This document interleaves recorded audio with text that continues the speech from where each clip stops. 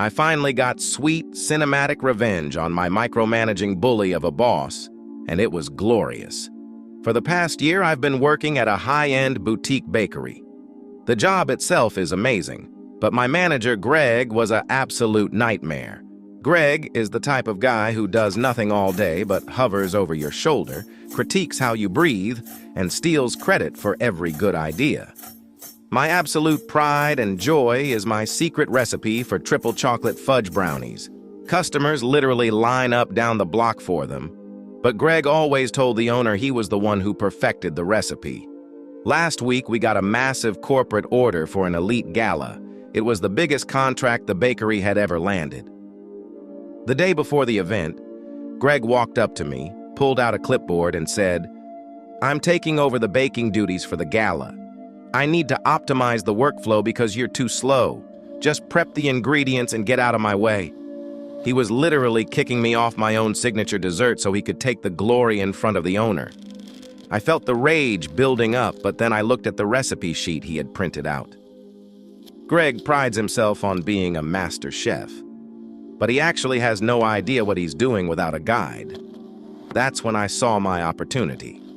I didn't sabotage the food. I would never ruin a customer's order. Instead, I gave Greg exactly what he asked for, absolute compliance to the letter.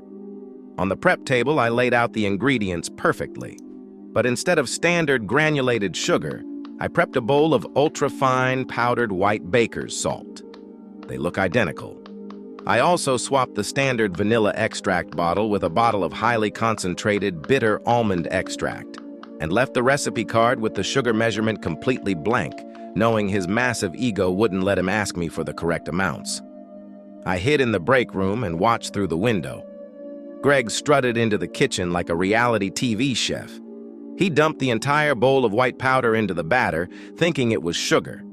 Then, trying to look fancy, he grabbed the extract bottle and dumped a massive, unmeasured splash of the bitter almond into the mix.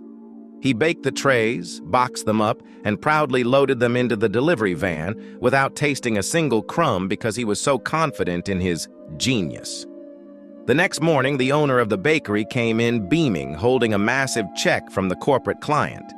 Greg was already standing there, smirking, waiting for his praise. The owner walked straight up to Greg. "Greg," the client called. "They said the presentation was beautiful." Greg puffed out his chest. "Thank you, sir. I personally oversaw the execution to ensure perfection." "But," the owner continued, his face turning dead serious, "they also said